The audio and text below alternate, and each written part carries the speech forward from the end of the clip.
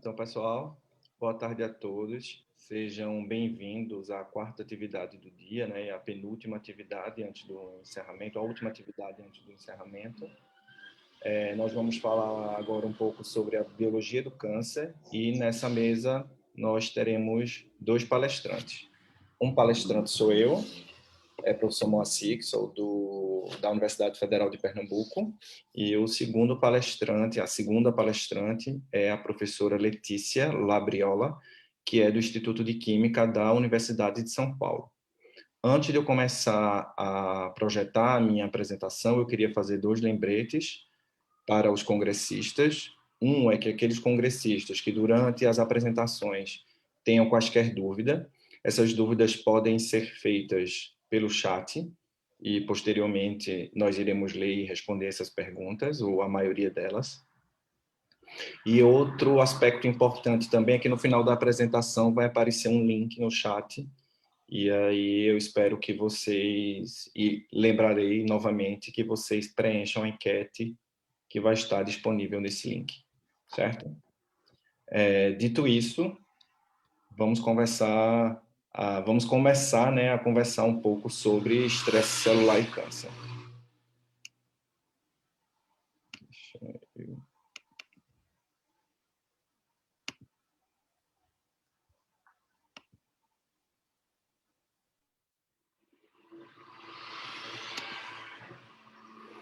Então, como eu conversei com vocês previamente, o título da minha palestra na programação foi bem amplo, né, que seria estresse celular como promotor tumoral, mas a gente sabe que estresse celular é bem amplo, existem vários tipos de estresse que a gente pode induzir, químico, físico, e dentre os químicos e físicos existem vários tipos de estresse, e quando a gente fala de tumor também é amplo, porque a gente sabe que cada realidade para um tumor ela é totalmente diferente, né? Então, a primeira coisa que eu vou fazer é estreitar um pouco esse título para dar uma cara mais acertada do que a gente vai falar daqui para frente. Então, como subtítulo, né, de estresse celular como promotor tumoral, eu trago o subtítulo, né, como a galectina 3 e indutores de estresse se relacionam com câncer de pâncreas. Então, a gente vai falar um pouco sobre câncer de pâncreas e vai falar, dentro de câncer de pâncreas, sobre uma molécula, que é a galectina 3, e como essa galectina 3 se relaciona em condições de estresse no câncer de pâncreas, principalmente em condições de falta adequada de oxigênio, falta adequada de nutrientes e falta adequada de fatores de crescimento que vão induzir um estresse celular. Tá? Então, eu trouxe para a gente dar uma passadinha rápida sobre o pâncreas. Todo mundo conhece muito bem, né? O pâncreas, ele é dividido em dois compartimentos, o compartimento endócrino e o compartimento exócrino. Esse compartimento endócrino é o responsável pelo metabolismo energético, né? Quem secreta os hormônios principais do metabolismo de carboidratos. O compartimento exócrino, que é a maior parte do órgão, né, que representa 90%, e ele é composto pelas células acinárias e pelos ductos que coletam, né, as secreções dessas células acinárias. E é a parte que é responsável pelo papel digestivo do pâncreas. E a gente tem 1% que é estroma, que representa 1% desse órgão, né, formado principalmente por fibroblastos e matriz extracelular e tem função de suporte. Por que eu estou falando um pouco disso para vocês antes da gente começar a falar sobre câncer de pâncreas? A gente não vai falar sobre os tumores neuroendócrinos, tá? Que são os que são originários das ilhotas, como, por exemplo, os insulinomas. A gente vai estar falando principalmente de um tipo de tumor que é originário do compartimento exócrino, que é o PDAC, que é a sigla de adenocarcinoma ductal pancreático. E aí uma das coisas que eu já chamo a atenção é que a gente está vendo que num pâncreas saudável, 1% dele é estroma. E no tumor a gente vai ter essa completa inversão, que é bem característica do câncer de pâncreas. Nessa figurinha eu trouxe para vocês uma demonstração do processo da carcinogênese, né, que é um processo lento, onde, através de várias induções de estresses, de diferentes tipos de estresses, esses estresses vão causando diferentes mutações e diversas mutações em células, no caso da gente, ductais. Então, a gente tem mutações principalmente no gene TP53, no gene Carrais e nos genes de ciclinas que são responsáveis, né, pela regulação do ciclo celular. Então, essa sequência de estresses que essas células vão sendo submetidas vai gerando um acúmulo de danos do DNA e que vai, por fim, gerar o câncer de pâncreas. E aí eu queria que vocês observassem principalmente essa última foto aqui, que é a foto do adenocarcinoma ductal pancreático. Então, lá quando a gente estava falando sobre pâncreas normal, a gente viu que o estroma era apenas 1%. E quando a gente olha para essa figura, nitidamente a gente vê que o estroma é a maior parte. Tudo isso aqui é estroma, matriz extracelular e fibroblasto. Isso aqui é um infiltrado inflamatório. E a célula neoplásica é justamente apenas essa parte aqui. Então, isso a gente já vê uma característica bem forte do adenocarcinoma ductal pancreático, é que ele é um tumor que ele é formado, em média, por 90% de estroma. Ele é um estroma extremamente desmoplásico, né, que tem uma deposição alta de colágeno, e essa deposição alta de colágeno impede a perfusão adequada de nutrientes e de oxigênio, o que gera um estresse absurdo em cima dessa célula. E esse estresse, ao final das contas, vai levar a célula a desenvolver mecanismos de adaptação para sobreviver a esse estresse e que, no final das contas, vai acabar tornando a neoplasia mais agressiva ainda. Então, normalmente, os cânceres de pâncreas, eles são diagnosticados em estágios avançados, porque os sintomas são muito inespecíficos, principalmente o paciente normalmente chega com abdômen agudo, icterícia, e quando vai ver que é câncer de pâncreas mesmo, já está num estágio bem avançado, e normalmente já tem metástase nos fígados e nos linfonodos, né, que é uma das características bem marcantes desse tumor, que é extremamente agressivo. E outra característica é a carcinomatose, que é a habilidade que o câncer de pâncreas tem de inserir focos tumorais na parede do peritônio. Então, eu trouxe para vocês aqui as estatísticas, né, da Sociedade Americana de Câncer, para a gente ter uma ideia do problema que é trabalhar com câncer de pâncreas e como a gente precisa de mais gente pesquisando sobre a área. Então, acho que todo mundo deve ter visto, há alguns anos a gente está sofrendo uma revolução no tratamento oncológico, que são os bloqueadores do imunocheckpoint, que modificaram muito a vida de pacientes com diversas neoplasias, como os pacientes com melanoma, os pacientes com câncer de pulmão, entre outras neoplasias. Mas, ainda assim, esses bloqueadores do imunocheckpoint não trouxeram ainda uma grande melhoria para os pacientes com câncer de pâncreas e para os pacientes, na maioria das neoplasias do trato gastrointestinal. Eu destaco para vocês aqui algumas neoplasias do trato gastrointestinal, e vocês podem aqui, em sobrevida em 5 anos, essas neoplasias são as que têm um número mais baixo. Então, no câncer de pâncreas, apenas 7% dos pacientes sobrevivem mais de 5 anos pós o diagnóstico. Isso é muito pouco. No câncer de pâncreas, em média, mais de 50% dos pacientes morrem antes mesmo de completar o primeiro ano pós-diagnóstico. Então, isso mostra quanto a gente precisa estudar essa neoplasia, tá? Não é uma das mais incidentes do mundo, mas está entre as mais mortais. No Brasil, por exemplo, quando a gente vai ver as estatísticas do INCA, a gente observa que o câncer de pâncreas ele não está entre os 10 mais incidentes, mas quando você vai analisar as estatísticas de morte, você vê que ele já é o 5º entre mulheres e o 7º entre homens. Então, a gente precisa dar uma olhadinha.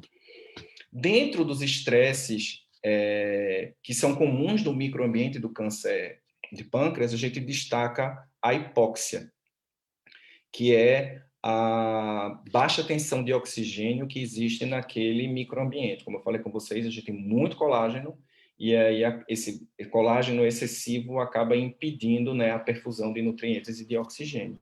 E como é que funciona esse processo de hipóxia? Então, a gente tem um regulador-chave, que é o RIF1-alfa, né, que é o fator induzido por hipóxia. Então, em normóxia, o que é que acontece? Esse RIF1-alfa, ele é hidroxilado por um grupo de enzimas que a gente chama de proliohidroxilases.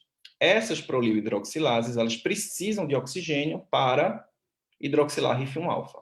Então, quando a gente tem oxigênio na célula, esse RIF1-alfa, ele é hidroxilado, ele é ubiquitinado com participação da proteína de Van Hippel-Lindau, E aí esse RIF1-alfa ele vai ser degradado. Ou seja, em condições de normóxia, RIF1-alfa não consegue translocar para o núcleo para transcrever os genes de adaptação necessários. Em situações de hipóxia, o que é que acontece? A gente não tem oxigênio. Se a gente não tem oxigênio, a prolilo-hidroxilase não consegue hidroxilar RIF. RIF não hidroxilado, ele não vai ser degradado. Então, ele pode translocar para o núcleo e, através de uma gama de proteínas cofatoras, vai induzir a transcrição de genes que possuem uma região de DNA que a gente chama de elementos responsivos de hipóxia. E aquela proteína lá que a gente falou no título, que é a galectina 3, ela tem esse elemento responsivo de hipóxia.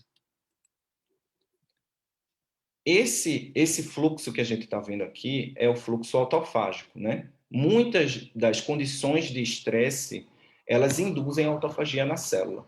Muitas vezes a gente tem uma ideia equivocada de que a autofagia ela é um processo de morte, mas na verdade a autofagia ela é um processo onde a célula tenta sobreviver a determinados estímulos que causam estresse nessa célula. Então, o processo autofágico começa através de um estímulo de estresse. Esse estímulo de estresse vai gerar a agregação de várias proteínas que estão envolvidas na autofagia, entre elas mTOR, entre elas ATG e várias outras proteínas. E aí a gente vai ter a formação desse fagoróforo.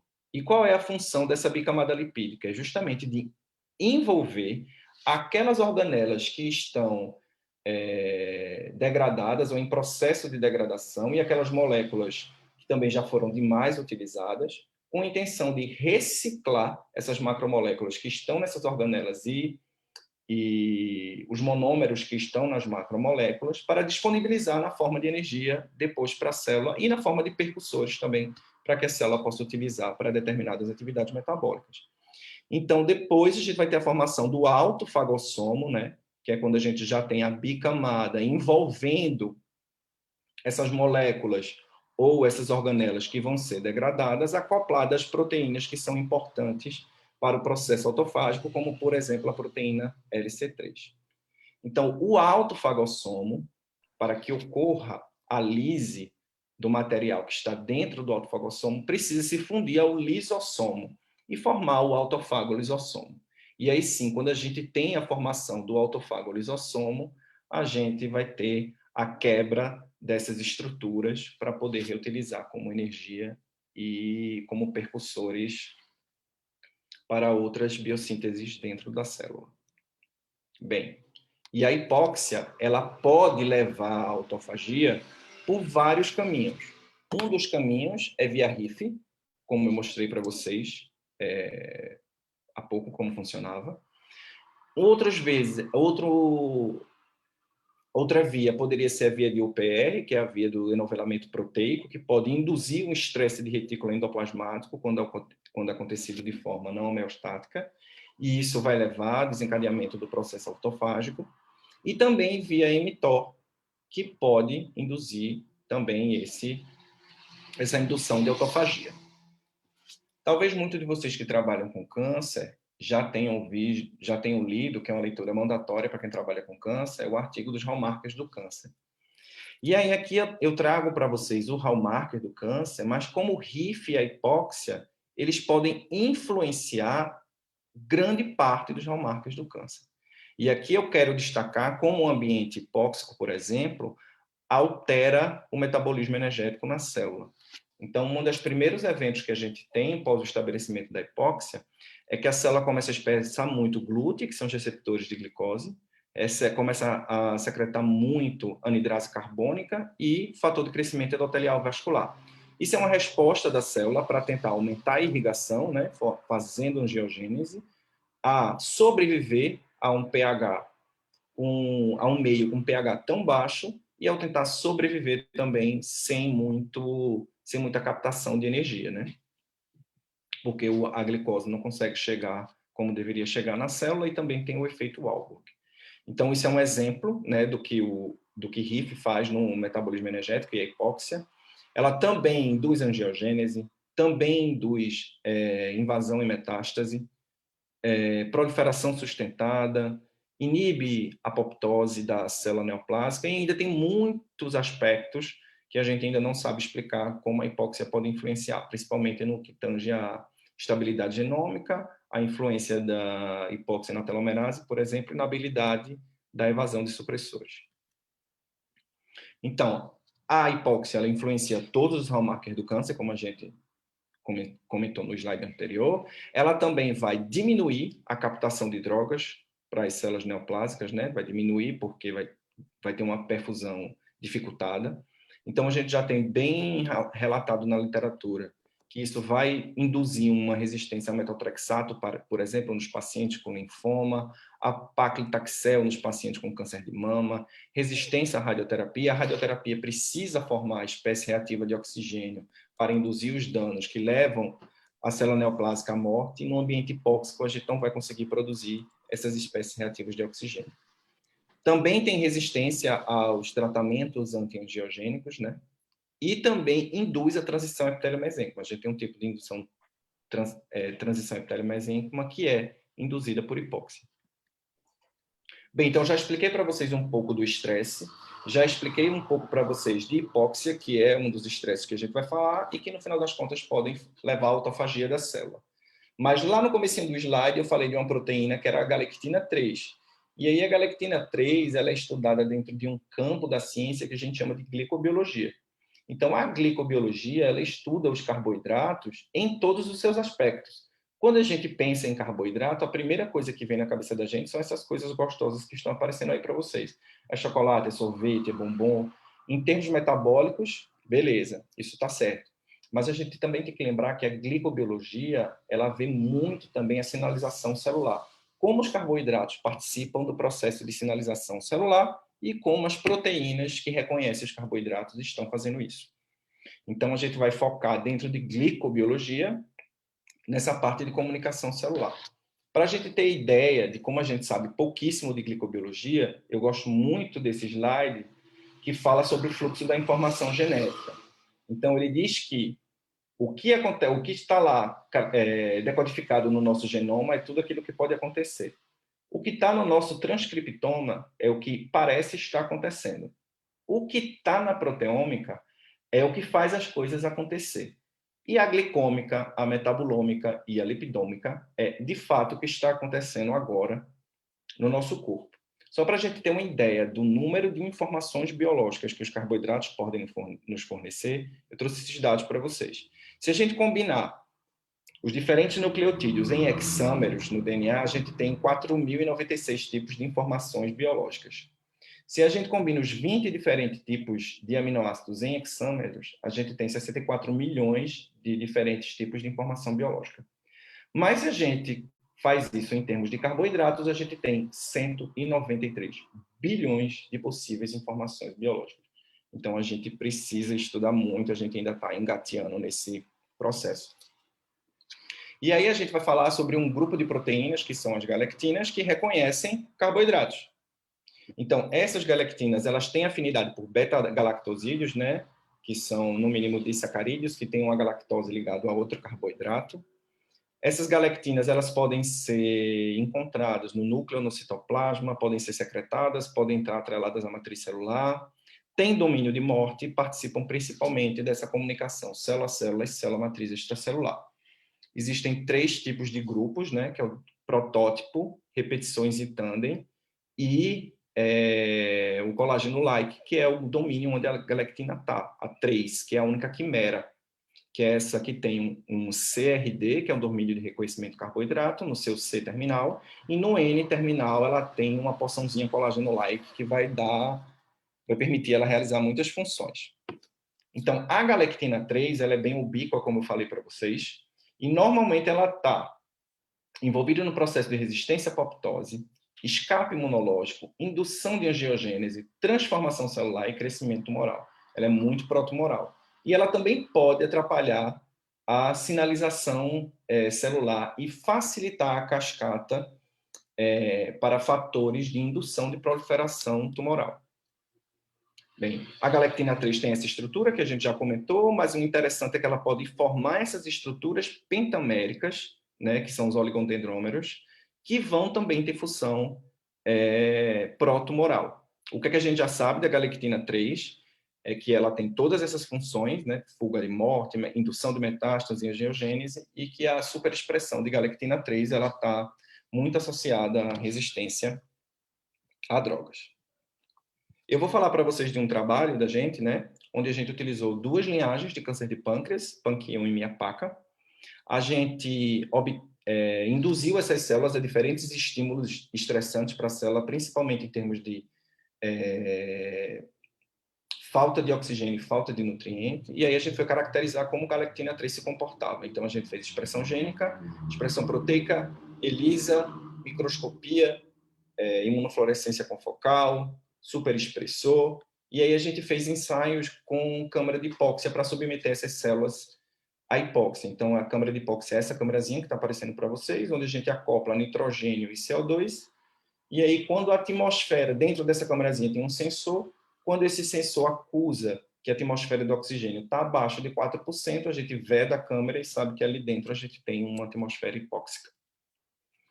Então, quais são as condições de estresse que a gente submeteu nossas células? Isso aqui é a nossa situação controle, né, onde a célula tem tudo. O N1 é uma célula que eu diminuo a quantidade de estímulos proliferativos. O N0 é que eu não coloco nenhum estímulo proliferativo. NDM é uma condição que essa célula está no meio com baixa glicose e baixo aminoácido. O H é onde eu tenho hipóxia, mas com plenos fatores de crescimento. Hipóxia com restrição de fatores de crescimento e hipóxia com restrição de aminoácidos e glicose. Então, são diferentes tipos de estresse que a gente submeteu à célula. Então, os resultados que eu vou mostrar para vocês estão divididos em dois artigos que saíram desse ano.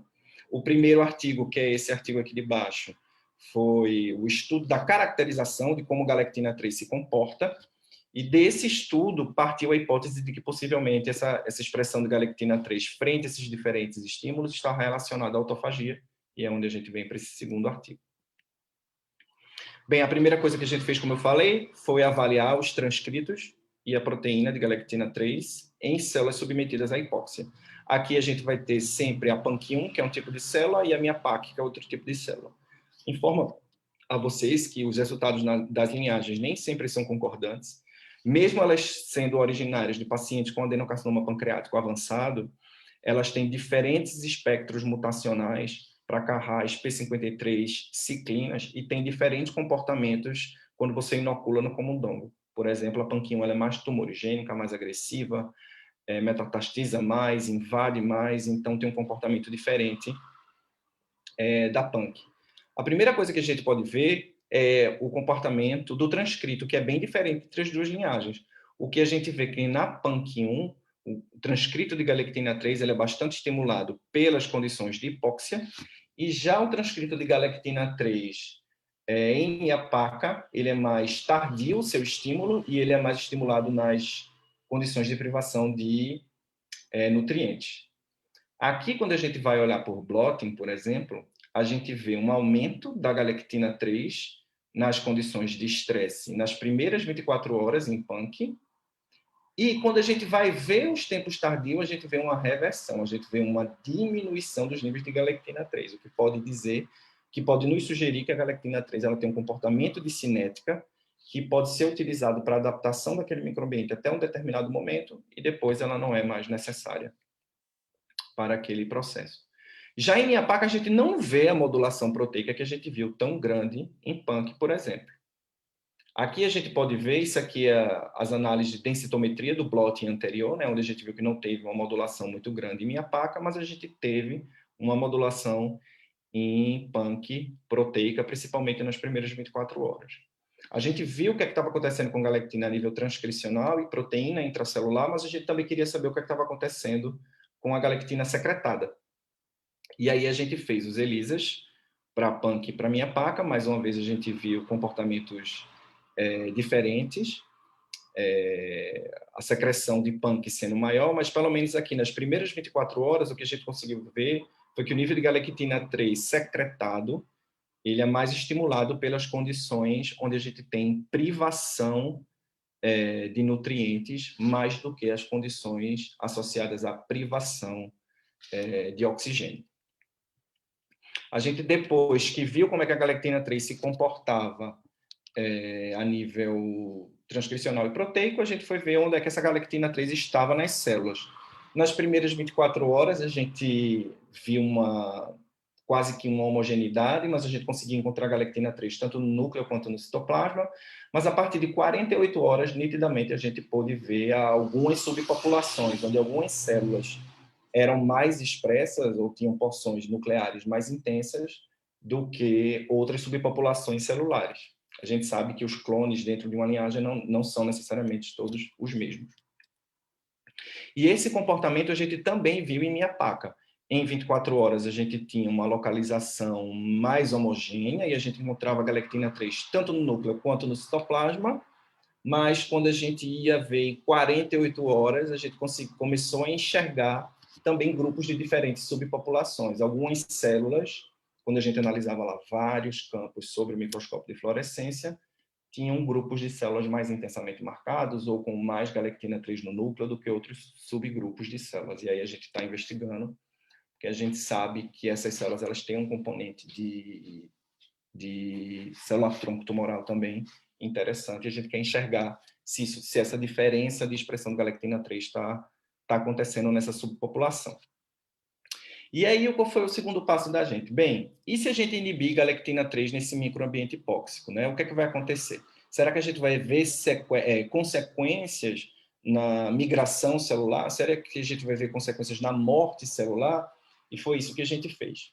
Então, aqui vocês estão vendo que essas são todas as nossas condições, né? Nossa situação controle, nossa situação com privação nutricional, nossa situação com hipóxia e a hipóxia e privação nutricional combinadas. Nessa, são os meus controles, as minhas células que eu não coloquei nada, não tratei com nada. Essas são as células que eu trato com sacarose, que é um açúcar que não inibe galactina, que é inespecífico, e a lactose, que é o açúcar que seria específico para a galactina 3. Quando a gente olha para a migração celular nesse conjunto, né, de condições, a gente viu que a hipóxia induz migração, que é o que é esperado, que a gente já sabia, mas inibir galactina 3, mesmo ela sendo super expressa nessas condições, não reverte essa migração. Então, essa galactina 3 que está sendo super expressa nessas condições de estresse, ela não está tendo efeito causal para o processo de migração. Para a Miapaca, a gente não teve nenhum tipo de resultado significativo, tanto para a migração quanto para a morte. Mas quando a gente vai olhar para a morte, com inibição específica de galactina 3, via lactose, a gente consegue observar que a galactina 3, quando inibida, a gente consegue matar mais as células, então isso significa que a galactina 3 pode estar tendo um potencial protetor nessas células que estão sendo submetidas às diferentes condições de estresse. Mas como eu comentei para vocês, o fim dessa história nos levou a perguntar, isso está acontecendo por causa de autofagia? O câncer de pâncreas, ele é uma neoplasia extremamente caracterizada por utilizar muito a autofagia. A autofagia é uma via de sobrevivência e perpetuação do câncer de pâncreas. Então, a gente pensou, né, vamos ver se essa modulação da expressão de galactina 3 frente a esses diferentes estímulos estressantes estão acontecendo, estão sendo relacionados à autofagia. E aí eu trago para você... Arthur, você precisa concluir, por favor. Tá. E aí o conjunto de resultados que eu trouxe para vocês era para a gente mostrar que a galactina 3 ela é expressa junto com marcadores de autofagia, principalmente LC3 e BCLIN. A gente utilizou dois tipos de marcadores, BCLIN, que é mais geral e menos específico, e LC3, que é mais específico.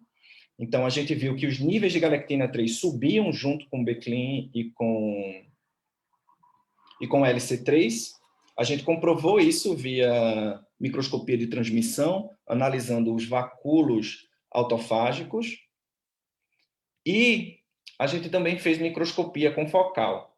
O que foi que a gente chegou à conclusão? Que provavelmente a galactina 3 ela não está sendo causal na indução da autofagia, e sim ela está sendo um epifenômeno.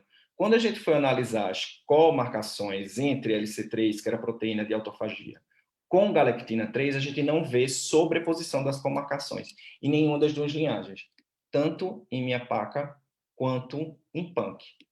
E quando a gente silencia a galactina 3, a gente também não vê reversão do quadro autofágico. Então, a conclusão que a gente chega é que galactina 3 ela é mais uma consequência do que a causa da autofagia via esses estresses que a gente comentou, né? De privação de oxigênio e de privação de nutrientes. Para finalizar, eu queria agradecer ao meu grupo, né? Isso aqui é o São João, que é a festa mais famosa no Nordeste. É uma das coisas que a gente não perdoa no coronavírus, vai acabar com o nosso São João. Esse é Antônio, que foi meu aluno de doutorado, que desenvolveu os resultados que eu mostrei para vocês e que hoje é professor da Universidade de Pernambuco, e as duas professoras que lideram o laboratório comigo, que é a professora Maíra e a professora Michele, lá da UFPE. Então, eu agradeço a Hernandes pelo convite e por estar aqui participando dessa mesa na FESB, e fico aberto para perguntas. Eu não sei... eu acho que eu não consigo abrir aqui o chat, não. Então, deixa eu fazer o seguinte. Pelo adiantar da hora, eu vou passar para a segunda palestrante. Nós vamos agora começar a palestra da professora Letícia Labriola, que ela tem graduação em Química pela Universidade de Buenos Aires e doutorado também pela mesma instituição. Atua na área de terapia celular com doenças degenerativas, principalmente diabetes. Desde 2002 está envolvida em projetos relacionados com terapia celular, e mais especificamente com transplantes de ilhotas pancreáticas em portadores de diabetes tipo 1. É professora associada do Departamento de Bioquímica da Universidade de São Paulo e pesquisadora responsável pelo Laboratório de Mecanismos de Citoproteção. Trabalha com diversos temas, como espectrometria de massa, proteômica, biologia celular, executa vários ensaios celulares e tem interesse nos principais temas: diabetes, câncer de mama, fator de crescimento, hormônio, apoptose, autofagia, necroptose e ferroptose. Então, professora Letícia, né, acho que a gente tem a autofagia e o pâncreas como objetos de interesse nos nossos estudos. Passo a palavra, fique à vontade para fazer a Muito sua... obrigada, Moacir, pela apresentação e também aos professores que organizam e que me convidaram.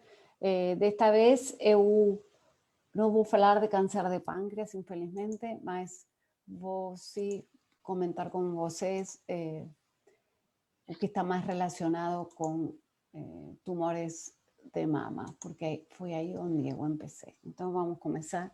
O título então da minha palestra seria Estresse fotoxidativo em câncer, um tiro, muitas formas de morrer.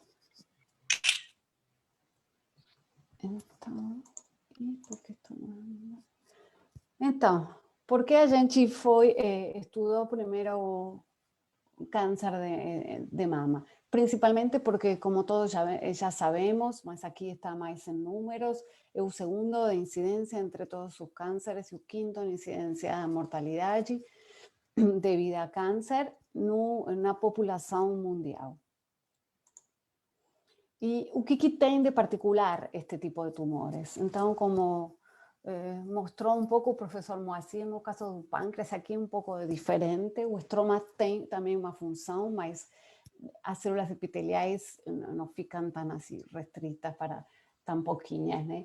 Então, este processo começa com uma proliferação descontrolada de células do epitélio mamário que apresentam ainda receptores de hormônios esteroides, progesterona e estradiol, e que a medida que essa doença vai evoluindo, vai perdendo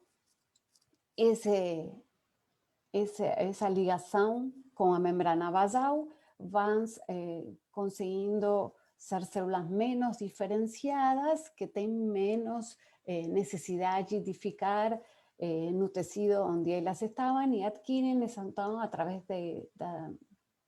da transição epitelio-mesênquima, características mais mesenquimais, e então o que lhes confere também capacidade para poder migrar e terminar fazendo metástases, ou seja, formar outro tumor em um local distante. O que acontece com este tipo de tumores? Neste caso, dos que são menos indiferenciados, ou seja, ainda preservam receptores de expressão de receptores de hormônios, estrógeno e progesterona, tem muitas mais terapias, então, e o tumor de mama, como não é o caso do pâncreas, consegue ser detectado em estágios bem mais precoces, mas alguns deles conseguem escapar isso e aí deixam de expressar esses receptores de hormônios esteroideos, comienzan a expresar receptores de factores de crecimiento, como por ejemplo HER2, y ahí existen cada vez hasta llegar a perder completamente expressão das três coisas, dos receptores de hormônios e do receptor HER2 também. Então, nesse momento, e que os tumores se chamam triplo negativos, são os tumores mais invasivos e mais agressivos,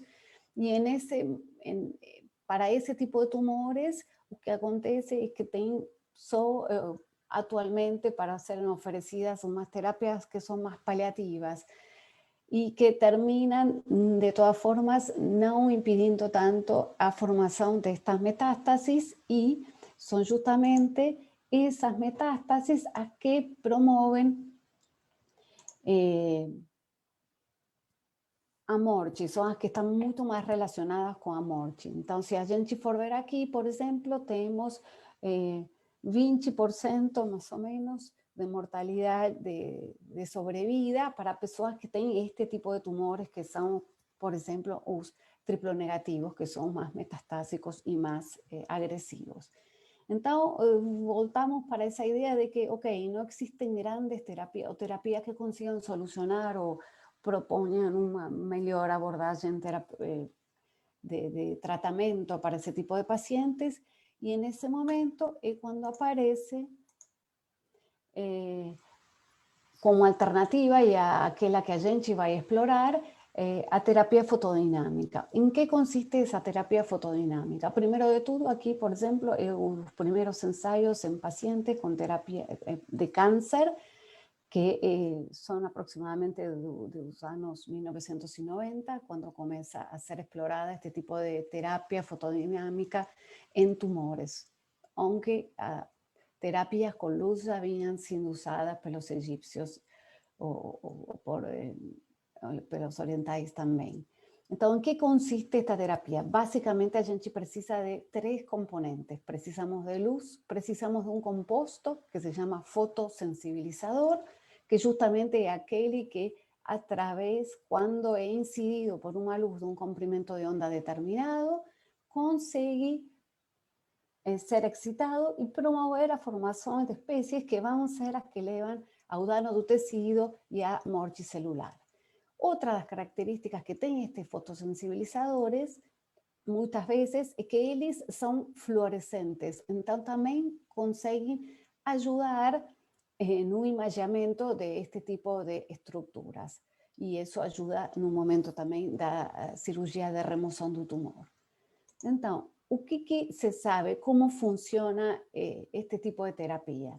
Entonces, eu comentei para vocês que nós temos este composto que vai ser o que, ao ser excitado pela luz, vai conseguir passar a outros estados energéticos, por exemplo, aqui do estado singulete para o estado triplete. Nessa situação, esse fotossensibilizador é capaz de, por um lado, reagir com o oxigênio e dessa forma gerar oxigênio singlete, que é uma espécie oxidante muito, muito reativa. Por outro lado, o que ela consegue fazer também, este fotosensibilizador no seu estado excitado, consegue interagir com otros algos, como por ejemplo lipídios o proteínas que pueden estar presentes en membranas biológicas, por ejemplo, y a partir da abstração ou da transferência de radicais e de elétrons, ele ser transformado em um radical e dessa forma também, ao interagir com oxigênio, agora se forma este outro tipo de espécie oxidante, que também é muito reativo, que se chama o ânion superóxido. Então, o que estamos criando com esta terapia fotodinâmica é um grande estresse oxidativo dentro das células. É isso que vai levar as células à morte. Tá? No caso do fotossensibilizador que a gente usa, que se chama azul de metileno, ou methylene blue em inglês, e todas estas siglas vão aparecer sempre, aparentemente estas são as reações que mais acontecem. Ok? A formação, então, de oxigênio singlete é uma forma que a gente tem para evaluar se está acontecendo essa terapia. Então, o que tem que ter, sí ou sí, um fotossensibilizador, ou uma substância para poder ser um bom fotossensibilizador? Por um lado, tem que ser, poder ser excitado pela luz. E aqui, como vocês veem, olhem, isto é no espectro do visível, ok? Do 600 entre os 600 e 800 nanômetros, ok? Não tem que ser tóxico na ausência de luz. Essa é uma das vantagens desta terapia, que se eu não tenho os 3 componentes, não provoco citotoxicidade, então eu posso dar especificidade por o lugar exato onde eu estou aplicando essa luz.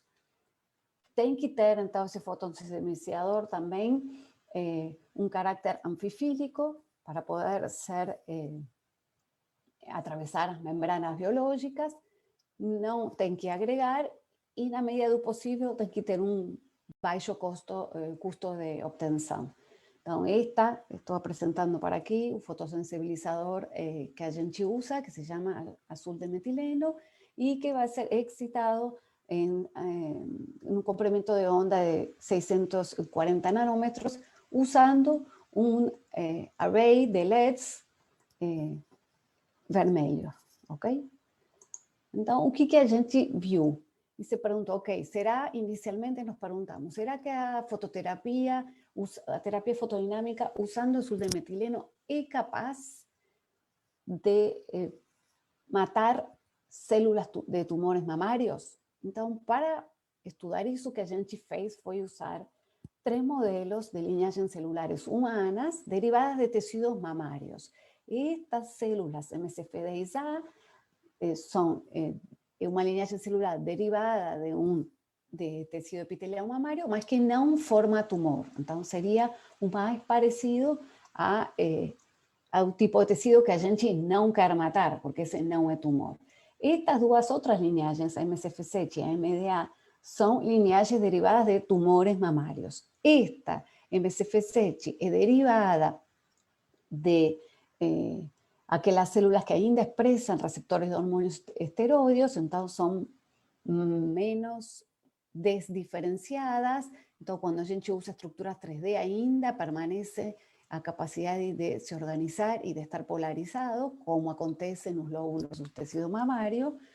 E esta outra linhagem são células que são triplo negativas. E agora, estas células são as mais invasivas e as mais agresivas, que como vocês veem, quando a gente trata de formar mamíferas com estas células, se forman umas estruturas bem desorganizadas, mostrando que não existe essa, já tem se perdido essa capacidade de se organizar e de interação célula-célula, que neste tipo de tecido ou no tecido mamário normal é importante, e aqui isto já se perdeu. O que a gente faz para isso? Para poder avaliar se a PDT funciona. Então, primeiro, mantemos as células em contato com o fotossensibilizador e deixamos um tempo para que o fotossensibilizador seja internalizado e depois irradiamos com o nosso array de LEDs. O que a gente viu? Então, o que vemos em geral? No final, depois da irradiação, em diferentes tempos pós-irradiação, o que a gente avalia? Avalia a porcentagem de células que morreram, usando este tipo de experimentos que são simples, então, sem tirar as células da placa. A única coisa que a gente usa são 2 fluoróforos que têm afinidade por DNA, os 2. A única diferença é que este fluoróforo, que é o Hush 33342, consegue entrar em qualquer célula, seja ela com a membrana íntegra ou permeabilizada. Em cambio, o iodotoipropídeo só consegue entrar em células onde a membrana tem sido permeabilizada. E isso acontece quando a célula está morta. Então, desta forma, contando células curadas com iodotoipropídeo versus células totais, conseguimos saber as porcentagens de morte, e assim como olhamos porcentagens de morte de aqui para frente. E o que vimos? Que, de fato, azul de metileno era capaz de matar selectivamente y macizamente, en forma bien expresiva, a células de tumores mamarios. Y eso se veía ainda esa diferencia entre a morte inducida en células tumorais y no tumorais, se ve ainda más cuando a gente faz este tipo de ensayos en estas estructuras tridimensionais, tratando de mimetizar mejor a biologia e a estrutura de dos tumores. O que a gente viu depois? Nós nos perguntamos por que será essa diferença na seletividade, por que as células não tumorais morrem muito menos do que as tumorais. Será, a primeira e fácil é, ok, algumas incorporam mais fotossensibilizador, então morrem mais, porque geram mais estresse oxidativo. Não é isso que acontece. As três incorporam azul de metileno em concentrações bem similares. Então, aí outra vez, o que será agora? Vamos olhar, talvez que algumas têm mais capacidade para gerar oxigênio singlete do que outras. Lembrem-se que azul de metileno era uma das coisas que mais gera como espécies oxidantes. E não o oxigênio singlete é gerado em quantidades similares em qualquer dos tipos celulares. Aí nós então fomos olhar, ok, talvez será que o azul de metileno se localiza en estructuras intracelulares que son diferentes entre las tres lineagens. Y ahí por eso podemos ter essa diferença na sensibilidade ao tratamento. E para isso, o que fizemos? Usando microscopia confocal, conseguimos, e usando marcadores para lisosomo, por exemplo, o que conseguimos ver? E aqui é a própria fluorescência do azul de metileno, e para núcleos em azul, o que conseguimos ver é que o nosso fotossensibilizador apresentava a mesma localização intracelular entre os três tipos celulares estudados, ou seja, todos tinham localização principalmente lisosomal, pelo menos se concentrava bem, como dá para ver aqui, bem bonito, o azul de metileno colocalizando com os lisosomos. O que então, as diferenças que a gente tinha pensado, as causas dessa possível diferença na sensibilidade do tratamento, não são nem quanto azul de metileno é captado pelas células, nem quanto oxigênio singlete é gerado nessas condições, nem a sua localização subcelular. Então, para isso, e aí, ok, será que então conseguem, como também comentou o professor Moacir, será que estas células têm maior capacidade de fazer ou não apoptose e por isso é que este tratamento é diferencial? Então, o que a gente avaliou nesse sentido? Primeiro, a morfologia dos núcleos, e aqui está um exemplo de uma célula qualquer morrendo por apoptose ou por necroptose. A morfologia dos núcleos não era, em nenhum dos casos, se vocês viram na foto que eu apresentei antes, uma morfologia do núcleo apoptótico. E aqui se vê de novo, ok? Estas são um controle que fizemos com esta substância que induz apoptose na célula, nestas mesmas que são as triplonegativas, e então, se vocês comparam este tipo de estruturas, nunca encontramos esse tipo de células, super raramente, ou seja, não dava para falar que a apoptose estava sendo induzida e que essa era a razão pela qual estas células morrem quase 100% e estas só 20%, ok?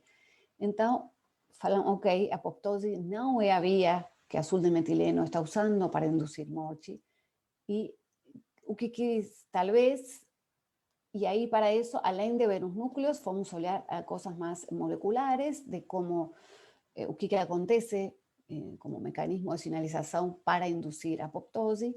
Então, fomos olhar, e aqui temos as duas vias, tanto a intrínseca quanto a extrínseca, e fomos olhar proteínas que estaban relacionadas con esas duas vías. Por ejemplo, caspases, actividad de caspase 3 o actividad de caspase 8. E aí, o que a gente conseguiu ver é o seguinte: se nós inibíamos as caspases, no veíamos nenhuma inhibición de MORCHI.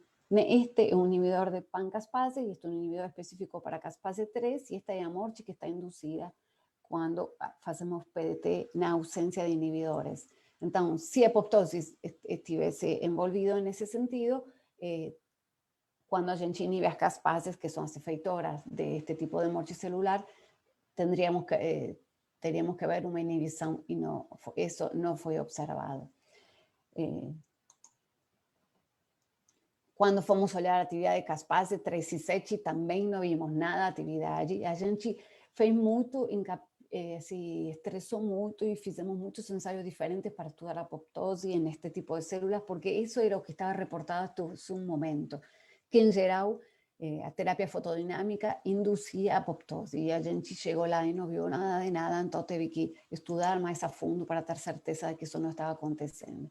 Quando fomos olhar proteínas como BCL2, que son antiapoptóticas, o VAX, y a relación entre ellas, que es más importante para el destino final, para poder prever el destino final de la célula, también no vimos ningún tipo de modulación. O máximo que vimos es que aumentaba a que eran antiapoptóticas, o sea, la apoptosis no estaba inducida y no estaba envolvida en la muerte inducida por azul de metileno. Ahí, entonces, pasamos a estudiar, ok, muchas veces cuando a macroautofagia está desregulada, en lugar de ser un mecanismo de sobrevida, como ese mecanismo no funciona del jeito correcto, entonces las células terminan morrendo. O que a gente fez foi, ok, tal vez estas células têm modificações para fazer autofagia, então, após PDT, o concomitante o antes, inducimos autofagia con rapamicina, entonces en ese caso inducimos autofagia con rapamicina y hicimos PDT, o inhibimos ese proceso con estos inhibidores en cada uno de estos pasos, que son los mismos que ya contó el profesor, entonces por eso no vou me deter muito, mas o que a gente viu é o seguinte, que naquelas células estas son las no tumorais, como por ejemplo las triplonegativas, cada vez que a gente inducía autofagia, as células morrían menos. Y esto se ve aquí en esta barra preta. Mas cuando usábamos cualquier de los inhibidores que están aquí, no veíamos nada de inhibición. Al contrario, teníamos más MORCHI que un nosso controle de PDT, o sea, de terapia fotodinámica. Esto nos llevó a concluir o seguinte, es que de fato estas células no tenían problemas para hacer autofagia y que na verdade a autofagia estaba siendo o podía ser inducida ainda más y eso protegía as células, o sea, era un mecanismo pro sobrevida.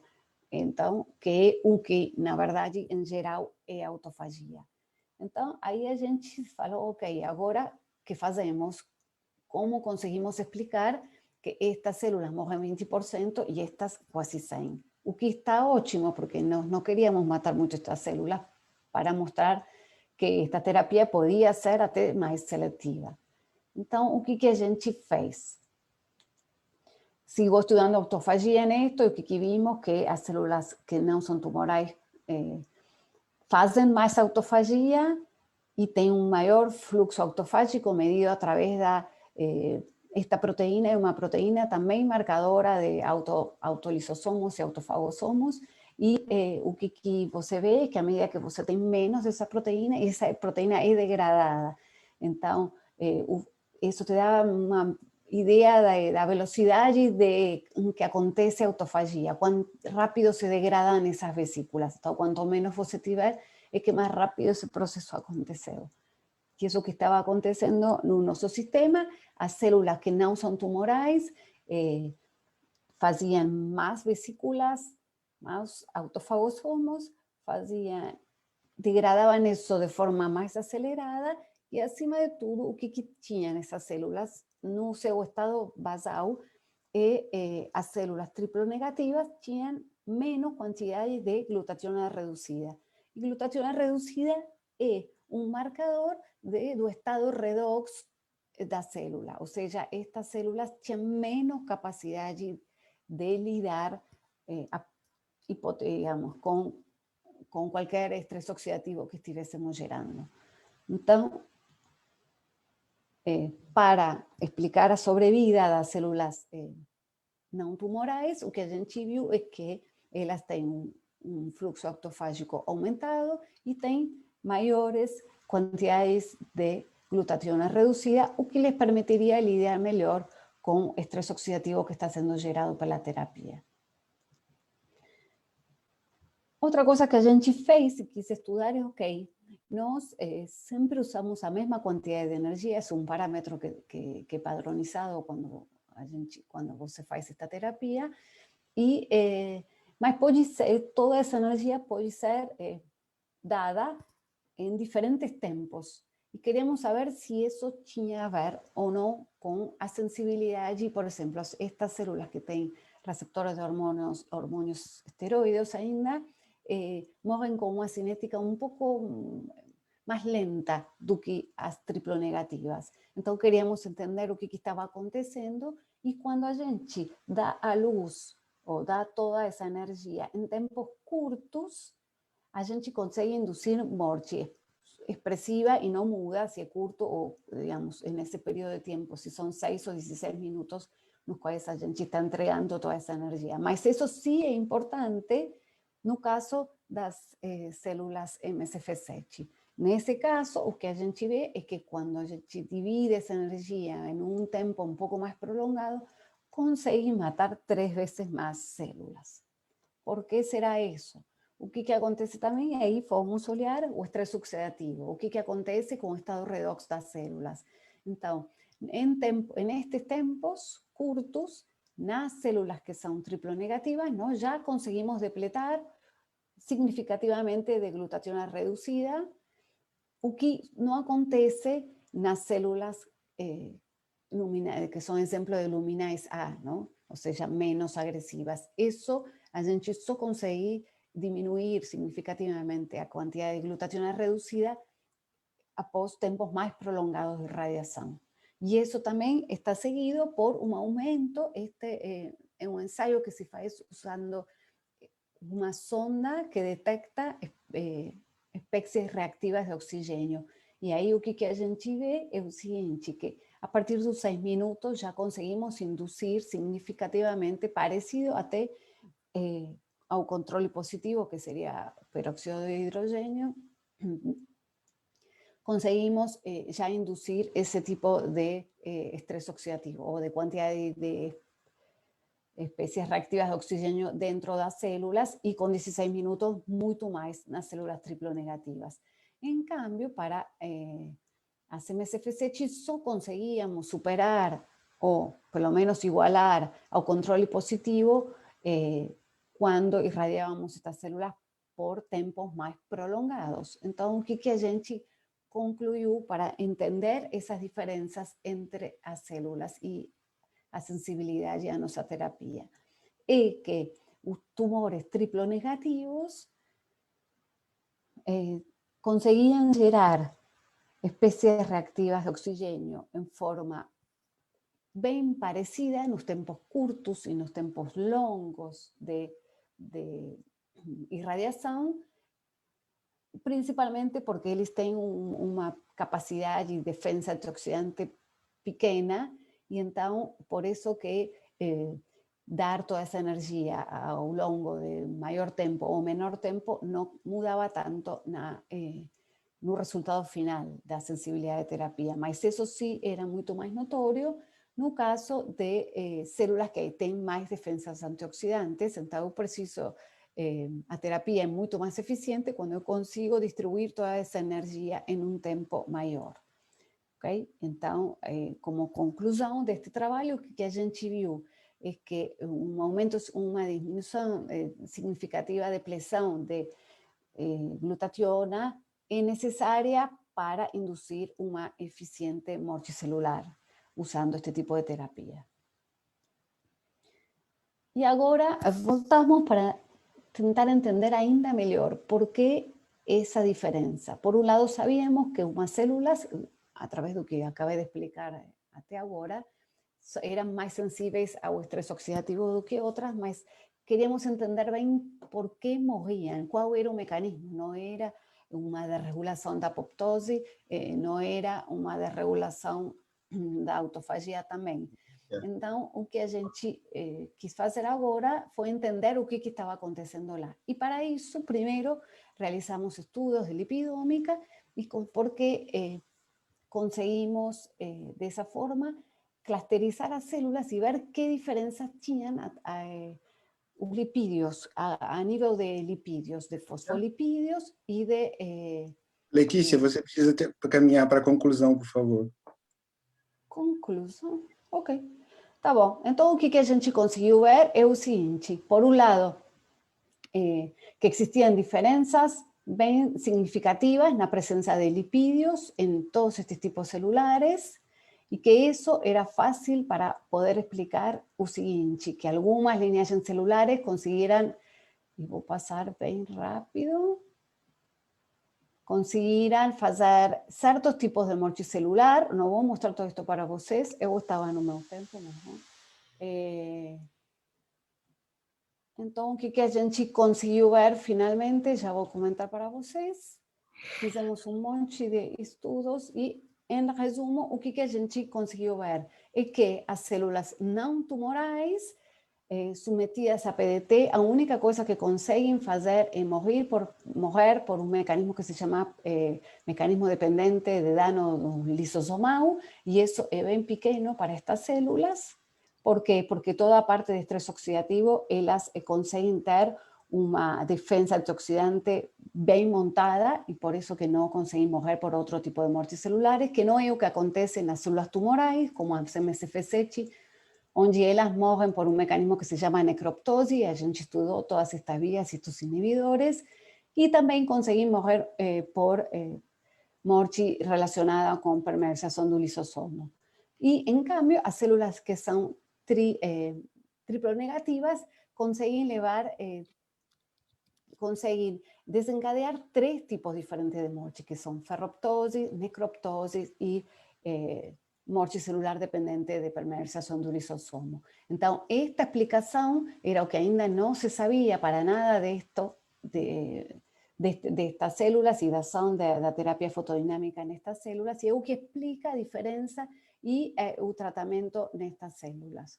Então, o que a gente terminou mostrando é que nossos dados provêm mecanismos moleculares que explicam algo que ainda estava não explorado do abordagem terapêutica, ativando ao mesmo tempo 3 tipos de morte celular regulada diferente, que não são nem apoptose nem autofagia. E esses resultados poderiam prover um apoio e um racional para poder minimizar os efeitos adversos e maximizar o uso desta terapia no tratamento deste tipo de tumores. E, finalmente, então, quero agradecer ao meu grupo, principalmente a Anseli, que foi quem realizou a maior parte dos experimentos, mas toda a equipe, os professores colaboradores do Instituto de Química, da Faculdade de Ciências Farmacêuticas de Ribeirão Preto e as agências financiadoras. E a vocês por terem me ouvido. Muito obrigada. Obrigado. Obrigado, Letícia, pela brilhante palestra, pelo adiantar da hora, tá? Eu já vou introduzir agora a palestra de encerramento. Tá? Vocês estão me ouvindo? Tá bem? O áudio? Tá? Perfeito. Sim. Então, eu vou apresentar agora a doutora Cristina Caldas, que vai falar um pouco sobre o Instituto Serrapilheira, a ciência que buscamos apoiar. Doutora Cristina Caldas, ela é bióloga, se dedicou a estudos de humanização de anticorpos e autoimunidade no contexto de transplantes. É doutora em imunologia pela Universidade de São Paulo, mestre em biologia molecular pela Universidade de Brasília. especialista em jornalismo científico pela Universidade Estadual de Campinas, onde participou de pesquisas em percepção pública da ciência. Foi pesquisadora visitante do Centro de Estudos Internacionais do Instituto de Tecnologia de Massachusetts. Foi presidente da SCIBR Foundation, organização sem fins lucrativos sediada em Cambridge, que promove redes interdisciplinares do conhecimento, agregando brasileiros que atuam no exterior.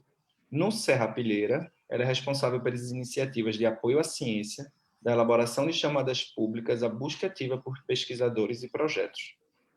Então, doutora Cristina, fique à vontade para compartilhar sua apresentação conosco.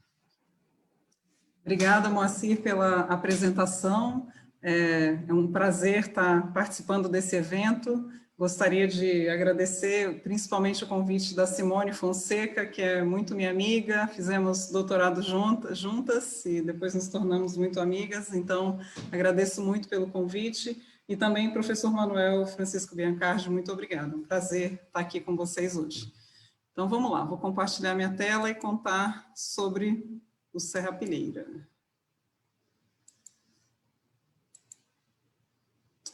Tudo certo aqui? Todo mundo vendo direitinho? Muito bem. Então, vamos lá.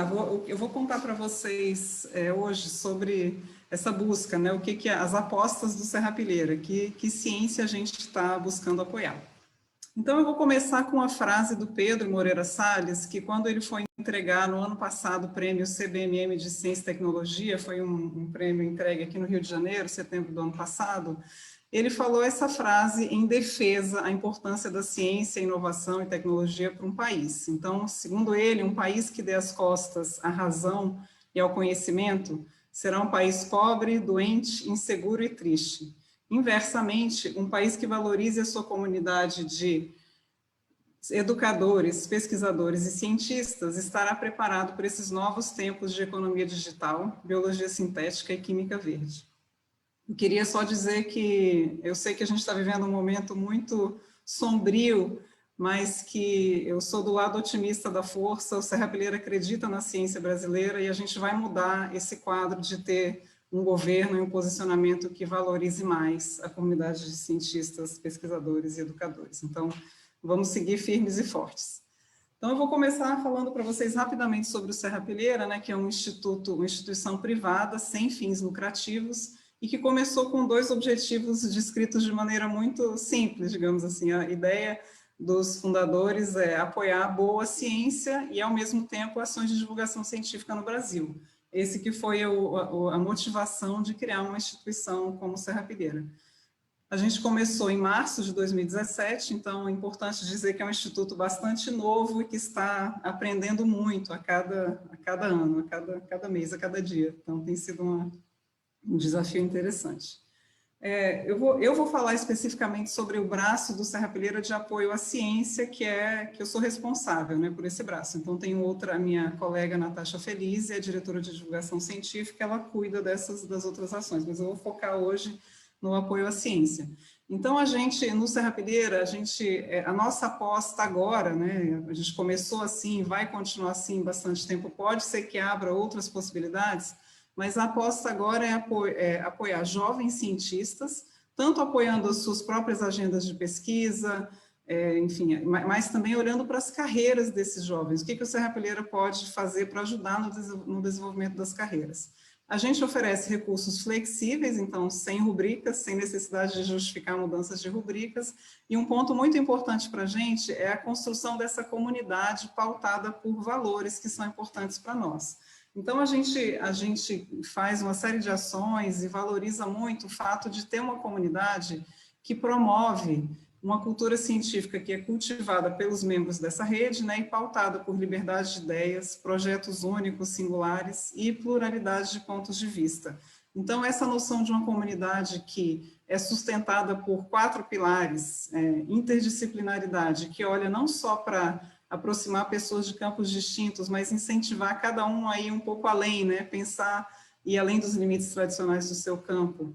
Um outro pilar que é muito importante para a gente é a questão da diversidade da ciência, na diversidade na ciência. A gente defende muito e acredita muito, não só a gente, mas não faltam dados mostrando como é importante você ter grupos diversos olhando para o mesmo problema, né? Então, pessoas com diferentes histórias de vida. Então, a gente acredita muito em ambientes científicos que sejam pautados por colaboração, respeito, tolerância e equidade.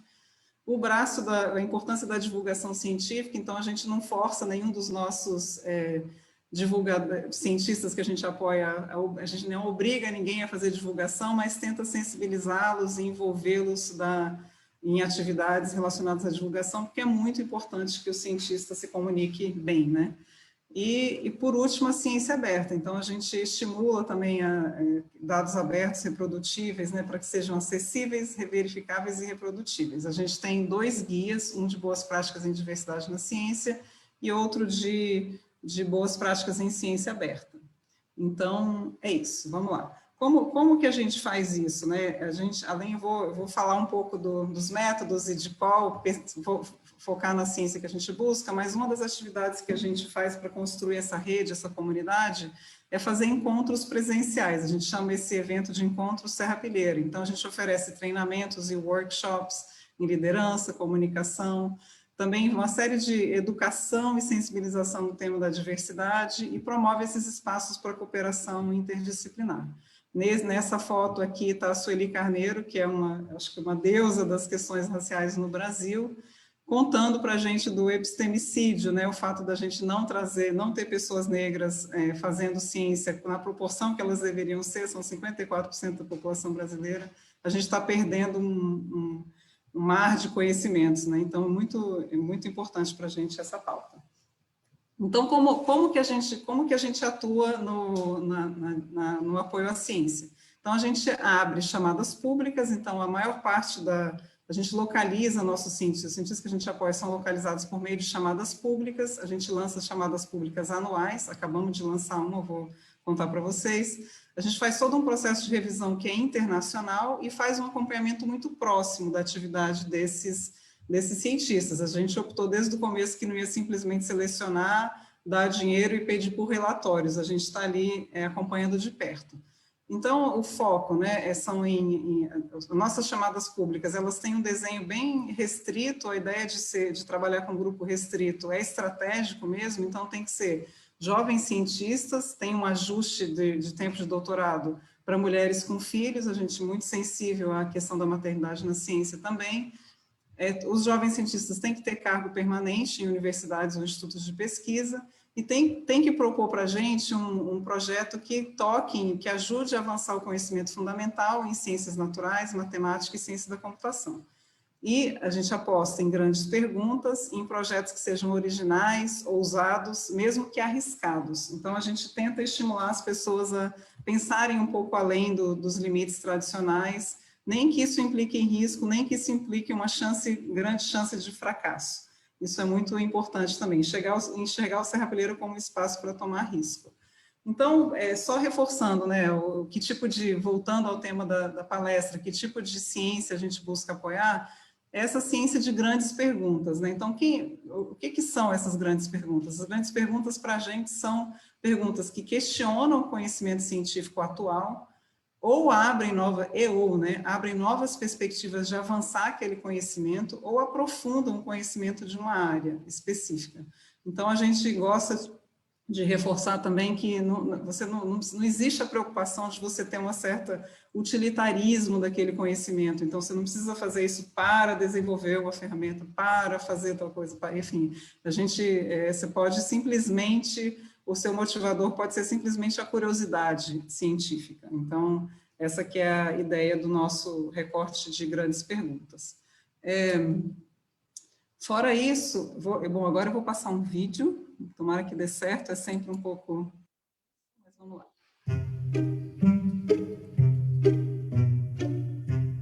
E uma pergunta fundamental é a seguinte: por que o cérebro humano é mais vulnerável às doenças do envelhecimento, como a doença de Alzheimer e a doença de Parkinson, do que os porcos ou os cachorros, por exemplo?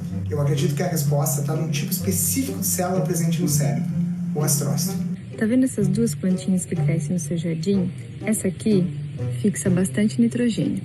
Essa aqui fixa menos. Uma questão que me fascina é se a evolução da vida segue ou não rotas previsíveis. Embora algumas dessas plantinhas suculentas tenham evoluído na África e outras nas Américas, elas se tornaram muito parecidas. O meu projeto busca formas de criar supersensores. É através dos sensores que os computadores e dispositivos eletrônicos enxergam, escutam e sentem o mundo. Algo que simboliza um pouco é a matemática, o que é a matemática para mim. E é isso. Um quebra-cabeça. Eu enxergo sistemas vivos como engrenagens em movimento. O meu desafio é tentar entender qual a origem dessas complicadas engrenagens em meio à desordem do mundo microscópico. A gente estuda uma doença conhecida como greening, que é hoje a maior preocupação da citricultura brasileira. Tentar encontrar uma estratégia de controle rápida, segura e eficiente para esse problema. O projeto ele vai responder por que existem tantas espécies de plantas nas regiões tropicais. Entender e compreender um pouco melhor a ação dos elementos voláteis no interior da Terra, como esses voláteis se apresentam, né? Isso tudo através dos estudos das rochas e minerais encontrados aqui na região centro-oeste. E um dos grandes desafios da paleoceanografia é melhor compreender a sensibilidade do oceano a mudanças climáticas do passado em diferentes escalas espaciais e temporais. Bom, a ideia era só dar um pouco um gostinho, né, do tipo de pesquisa que a gente vem apoiando, e esse vídeo foi gravado com os cientistas que a gente selecionou na nossa última chamada pública. Então, são o último grupo que entrou para a nossa comunidade. Então, vou passar rapidamente com alguns números, só para contar um pouco do histórico desses 3 últimos anos de atuação, né? Agora quase 3 anos e meio de atuação do Serrapilheira.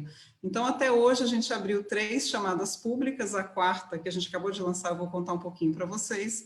Na primeira, nós recebemos quase 2.000 propostas, na segunda, 662, na terceira, 488, e a nossa taxa de aceite, né, é muito baixa mesmo, é muito competitivo, varia de 3,6% a 4,7%. Então, é uma seleção muito dura de fazer e é um dos maiores desafios profissionais que eu já enfrentei até hoje, de como fazer uma boa seleção.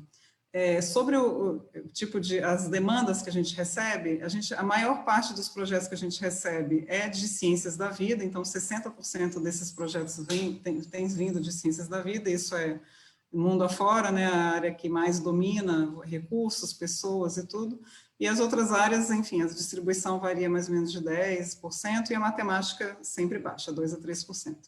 E a gente... Até hoje, nesses 3 anos de atuação, a gente já apoiou ou apoia atualmente 118 jovens cientistas, e isso já deu um aporte de quase 30 milhões de reais, ou que já foram investidos ou que já estão comprometidos, né? E o que acontece é que a gente não segue exatamente a distribuição da demanda, as áreas que a gente apoia não seguem necessariamente a demanda que a gente recebe, porque a gente tenta manter um equilíbrio um pouco maior ali daquelas outras áreas, mas claro que as ciências da vida dominam. A gente segue tem esse foco, essa grande concentração na região sudeste do Brasil, é também onde concentram-se o maior número de cientistas, instituições fazendo ciência. Eu adoraria mudar esse número da região norte, centro-oeste, por exemplo, então conto com a ajuda de vocês, para a gente divulgar e divulgar essa oportunidade para outras pessoas, fora dos eixos tradicionais. E fora aí, para um jeito também da gente... apoiar também outras regiões, né? A gente tem 2 projetos que foram apoiados com estratégia muito olhando para essa diferença regional, um na Federal do Ceará, liderado pelo Yuri Lima, que é um projeto de matemática, para fazer um hub de matemática na região Nordeste, e um que saindo do forno agora, a gente vai divulgar na semana que vem, que é um projeto de resiliência na floresta amazônica, na Federal de Santa Catarina, liderado pela Marina Hirota. Então, a gente faz uns apoios regionais estratégicos também. E agora eu queria falar um pouco sobre a chamada 4, porque aí eu acho que a gente vai acabar tocando em pontos que são bastante importantes, exatamente sobre o processo seletivo, né? Então, aquela busca toda que eu falei para vocês de ciência de grandes perguntas, jovens cientistas, como que a gente acha essas pessoas e que tipo de processo seletivo a gente faz. Então, queria só dizer que a gente lançou essa chamada 4 2020, o edital já está disponível no nosso site, a gente vai começar a receber, abrir, né, o início do prazo para receber propostas é agora 16 de novembro e finaliza em 16 de dezembro. Então, fica um convite para vocês nos ajudarem a divulgar e quem for elegível, obviamente, submeter. Eu queria só reforçar que esse ano a gente fez uma mudança bastante importante, que é de fazer a submissão de projetos para o Serrapilheira em 2 etapas. Então, a gente vai ter uma primeira etapa de pré-propostas. Na verdade, é uma etapa bastante simples, ela demanda muita reflexão enfim, você tem que realmente discutir, refletir sobre o que você vai propor, mas o volume não é um projeto grande. Então, qual que é a ideia aqui? É de poupar tanto o tempo do revisor quanto o tempo dos candidatos, de forma a fazer um primeiro filtro que seja baseado no material rico, a meu ver, e ao mesmo tempo enxuto, né? Então, essa que é a ideia. Então, fica o convite para dizer que essa primeira etapa, a gente está pedindo um currículo de 2 páginas, um currículo seguindo um modelo internacional. A segunda coisa que a gente pede é a produção científica, que o próprio candidato se orgulha, vou falar um pouco sobre isso, porque isso é uma parte muito importante do processo seletivo, e depois a gente pede uma proposta resumida de pesquisa e 5 perguntas, ou seja, é um pacote realmente enxuto, eu reforço isso. Sobre um ponto que eu gostaria de colocar, porque tem muita relação com os processos seletivos que a gente defende no Serrapilheira e que é bastante diferente do que é feito pelas agências mais tradicionais, o que a gente está pedindo, a gente já pediu na vez passada, agora a gente está reforçando isso melhor. A gente quer que o próprio candidato nos diga quais artigos científicos que ele já publicou, que eles consideram assim, o melhor que ele já produziu até hoje, quais que eles consideram como os mais impactantes. E a ideia é que os candidatos vão ter um espaço para descrever como que eles contribuíram para aquele trabalho, justificar por que eles consideram, por que você tem orgulho daquilo que você produziu, né? Acho que é um espaço para você escrever, defender o que já foi feito até agora, com base tanto no conteúdo quanto na contribuição intelectual daquele trabalho. Então, a ideia é que, assim, que vocês justifiquem o efeito que o artigo teve em questionar, avançar ou aprofundar o conhecimento no campo. Por que isso aqui é muito importante? Porque a gente não vai sentar e contar o número de artigos que os candidatos publicaram, a gente não vai fazer tabelinha Qualis, a gente não vai olhar o impacto da revista, porque a gente sabe que essas análises vêm com uma série de problemas, né? Então, se a pessoa fez o pós-doc um laboratório no exterior, que o cara é muito famoso, a chance dele publicar é muito maior do que quem não está numa rede como essa, o que não necessariamente quer dizer que ele fez um trabalho melhor ou pior do que uma pessoa que não está nesse mesmo radar. Então, a ideia é transferir para o cientista a responsabilidade dele justificar para a gente eu digo o Serrapilheira, mas obviamente quem vai revisar é quem sabe da área, que vocês consigam começar. Então, a gente quer ver, assim, a justificativa, o orgulho de por que você tem, enfim, como contribuiu, baseado no conteúdo e na contribuição intelectual. Esse ponto é muito importante para a gente. E também a gente adicionou, desde a outra chamada, uma chance, a gente adicionou um bloco de, agora são 5 perguntas, eram 4 na chamada passada, agora são 5, a gente pergunta especificamente qual que é a pergunta fundamental, qual que é a hipótese, como essa hipótese vai ser testada, como os resultados vão fazer avançar o entendimento, por que esse projeto é importante e oportuno. Isso aqui é um jeito, a gente acredita que é um jeito de ajudar a organizar um pouco as ideias e também de captar maneiras criativas de você, enfim, como que você vai abordar aquele projeto. Acho que a gente esse grupo de perguntas, a nosso ver, é também uma maneira de fugir dos processos seletivos tradicionais, na medida em que requer uma reflexão e uma capacidade criativa de defender aquele projeto. Então, como parte do processo seletivo, a gente entra agora falando um pouco sobre os revisores, né? Então, desde a segunda chamada, a gente passou a trabalhar só com revisores internacionais, buscando por uma diversidade tanto regional quanto de gênero, e a gente busca essa diversidade por conta da pluralidade de pontos de vista, que a gente defende muito, né, para enfrentar esse desafio de fazer um processo seletivo de qualidade.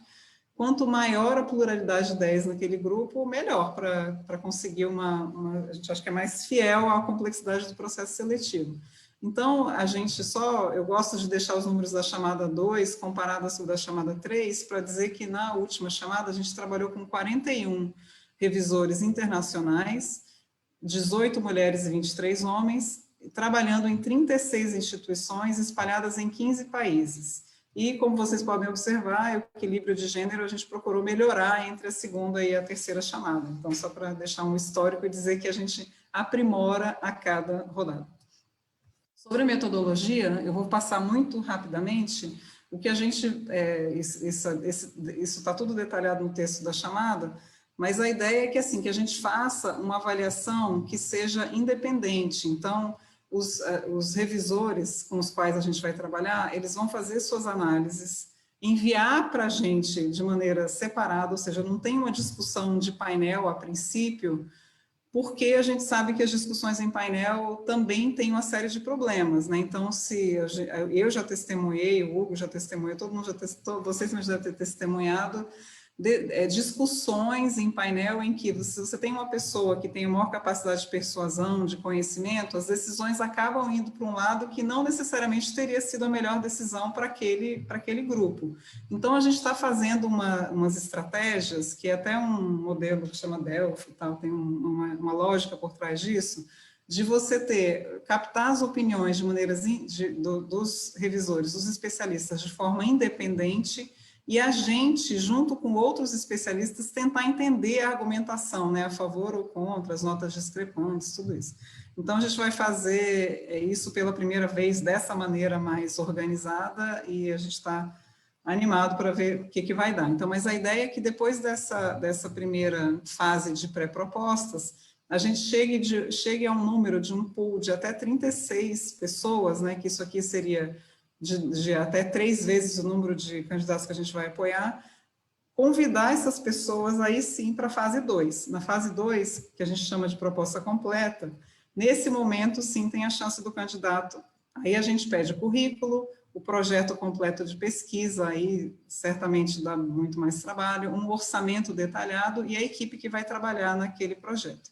Então, novamente, a gente segue esse protocolo de avaliação independente e termina com uma entrevista. Essa é a novidade também dessa chamada. A gente vai terminar, vai inserir um processo de entrevista para aferir outras habilidades dos candidatos que não estejam necessariamente ali descritos num texto, né? Então, liderança científica, conhecimento da área, inserção no campo, tudo.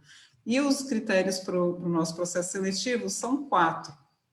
O primeiro, a gente quer bons candidatos, boas propostas e quer avaliar a viabilidade, né? A viabilidade em relação ao orçamento, tempo, equipe, se a metodologia é condizente com a hipótese, tudo isso. E, por fim, o risco. O risco a gente se propõe a avaliar da seguinte forma, a gente estimula muito o risco, então a gente quer fazer um portfólio de projetos que combinem projetos menos arriscados e mais arriscados, mas a gente quer ver propostas bastante arriscadas, a gente está estimulando esse risco. Então, assim, foi bom que eu cumpri um pouco mais rápido do que os meus 25 minutos, já estou finalizando a minha fala. Eu queria só relembrar, né, que Vannevar Bush, quando estava defendendo a criação do National Science Foundation lá em 1945, ele deixou claro a importância de fomentar a pesquisa básica. Então, o Brasil não pode depender de pesquisa básica de outros países, assim como todos os outros, enfim, quanto mais independente em relação à produção científica básica, melhor é para um país em termos de posição comercial, industrial, tudo. Então, é isso, gente. Agradeço muito. Deixa eu parar de compartilhar. Pronto. Cumpri meu tempo.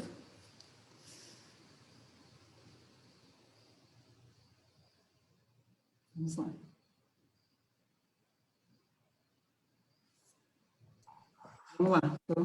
Vamos lá, Cristina. Tem uma pergunta. Por que as chamadas não contemplam pós-doutorandos? Porque no desenho dessa chamada, a gente quer garantir que as pessoas estejam já dentro do sistema, ou seja, já sejam professores e pós-docs, que possibilitam isso possibilita que eles tenham todo o acesso à infraestrutura, todo o espaço necessário para desenvolver.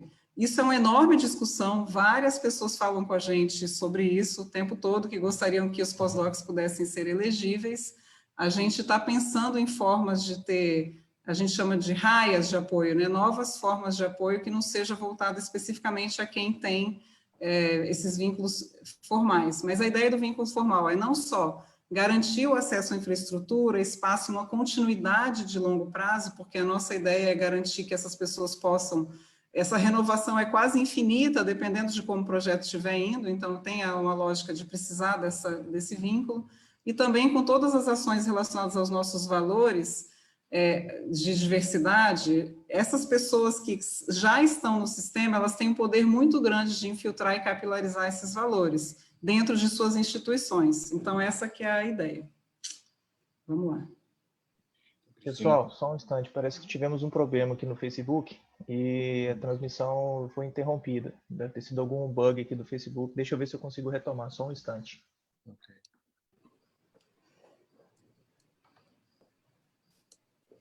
Gente, enquanto isso, eu só queria dar o crédito para Mariana Doricelli, que foi quem fez a pergunta. Então, Mariana, desculpa não ter identificado você antes, mas aí sua pergunta já foi respondida pela Cristina.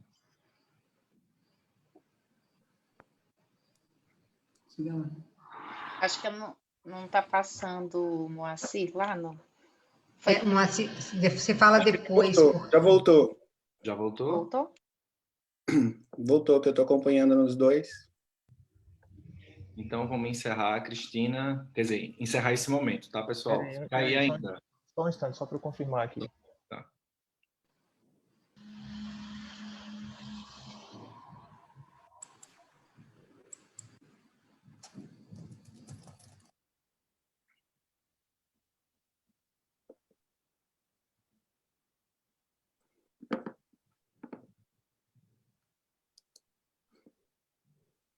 Ok, podem continuar. Então, queria agradecer a palestra da doutora Cristina Caldas. Foi uma palestra excelente. Sinto muito por eu não poder concorrer. Também não sei se eu conseguiria, né? Porque o que foi mostrado aqui no videozinho são jovens pesquisadores brilhantes. Mas mesmo não podendo concorrer, vou fazer minha parte de divulgar com aqueles pares que podem estar aí concorrendo com ideias brilhantes. Eu lembro muito, Cristina, que quando, na primeira chamada, uma professora recém-contratada do Departamento de Química da Universidade Federal de Pernambuco foi contemplada e foi um evento dentro da universidade, assim, justamente porque a gente sabia da proposição ser diferente e querer propostas de risco e incentivar, né, isso. Então, foi bem bacana a gente sentir isso. Então, tendo terminado essa parte da apresentação, passo agora para o professor Manuel Bicardi para fazer o encerramento e algumas considerações sobre o evento. Manuel, fica à vontade. Obrigado, Moacir. Boa tarde a todos. Obrigado, Moacir. Parabéns pela apresentação. Parabéns, Letícia. Parabéns, Cristina. Ótimas apresentações. Minha fala será breve e ela vem no sentido de agradecer a participação de todo o nosso público. Espero que vocês tenham gostado da nossa programação. O Gustavo e a Carla, da empresa Sintagmas, eles atualizaram o número de inscritos. Nós tivemos quase 1.800 inscritos, para ser mais exato, 1.792 inscritos. Isso certamente nos deixa muito felizes pelo alcance do evento. Então, obrigado pelo interesse de todos de estarem participando. Eu agradeço mais uma vez aos palestrantes pelas excelentes apresentações. Muito obrigado. Agradeço à comissão organizadora por todo o apoio para que esse evento pudesse se concretizar. E eu finalizo agradecendo o Hernandes e a Ana pelo convite e pela oportunidade da gente estar realizando esse evento juntamente com a UFG, FESB, UFG. Vale lembrar que a FESB não terminou, ainda nós temos os cursos, por favor acessem os links. E então eu passo a palavra à Ana e deixo um grande abraço a todos. Obrigado.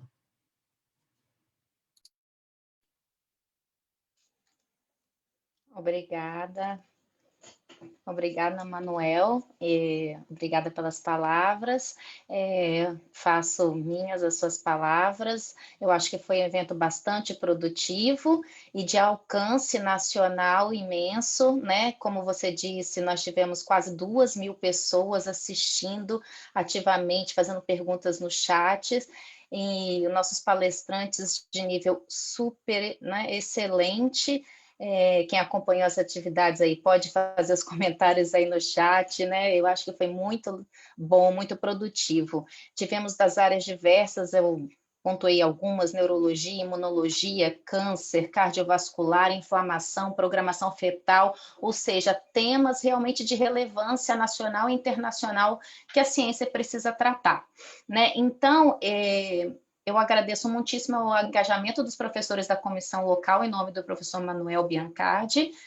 Sem vocês não aconteceria. Claro que preferimos estar aí em Goiânia, mas foi excelente da mesma maneira. Tanto os professores que participaram na equipe de organização, quanto os professores que participaram palestrando, né, divulgaram sua pesquisa, e a gente espera que isso realmente cumpra uma dos objetivos da regional, de levar a ciência de qualidade para lugares que ainda têm pouco acesso no país. Então, acho que foi bem pertinente essa palestra da professora Cristina Caldas aqui, para mostrar essa possibilidade de financiamento que muitos ainda não têm conhecimento. Então, para incentivar os jovens pesquisadores, né, a se inscreverem, esse edital está aberto, né, Cristina? Então, acho que é muito bom, uma oportunidade. E devo agradecer também a Sintagmas, né, que fez todo esse trabalho, mais uma vez, né, já virou nossa parceira nessas transmissões ao vivo desse nosso novo momento virtual. E devo agradecer ao suporte financeiro, porque tudo depende de suporte financeiro, né? Ao CAPES e CNPq, que financiaram diretamente a FESB Regional, e a UFG também. E esse suporte financeiro é de essencial importância. Então, nós estamos no momento em que se discute orçamentos, né, em todo o país, tanto no âmbito federal quanto nos âmbitos das estaduais. Então, é muito importante toda essa ciência que foi aqui demonstrada, e todo esse acesso, toda essa divulgação que a gente está fazendo, depende de financiamento. Então, é muito importante que todos que estejam aqui acompanhando a gente auxiliem na divulgação e auxiliem na defesa da ciência, auxiliem a defender orçamentos justos, corretos para a ciência, para que a gente tenha ciência de qualidade, continue a ter e avance mais e mais. Então, encerro minhas palavras aqui e deixo aberto se o Hernandes quiser fazer alguma complementação. Então, em nome da FESB, agradeço a todos. Eu só posso dizer que estou bastante feliz com as realizações dessa FESB regional. Este certamente foi o maior número de participantes nas 14 versões que nós tivemos do evento. Isso é dado, obviamente, à gratuidade, de um lado, e ao seu caráter virtual, no outro. Então, eu não vou repetir os agradecimentos que a Ana Paula fez, mas eu tenho todos eles em mente. Eu gostaria de dar um aviso que eu não vou ministrar o meu curso de receptores nucleares agora à noite, por razões pessoais, mas que está tudo bem comigo e com Campinas, não tem nada acontecendo de grave. E espero encontrar vocês na próxima reunião regional, que vai ser coordenada pelo Moacir Rio, que está aqui conosco. Lembrando de você, Moacir, nós temos uma tarefa aí para os próximos 6 meses, e no ano que vem nós vamos estar na reunião anual da FESB, que vai acontecer em Fortaleza. Obviamente que a nossa torcida é para que tenhamos vacina e que estejamos livres da pandemia. Vamos aqui, gostaria de recrutar todos vocês com uma batalha contra o obscurantismo e contra esse negacionismo que nós estamos vivendo atualmente, mas que a FESB, que nós vamos disponibilizar nos próximos dias, todas essas apresentações sejam a nossa ferramenta nessa batalha. Agradeço a todos e muitíssimo obrigado. Peço que aguarde um instante para a gente encerrar. Obrigada. Até.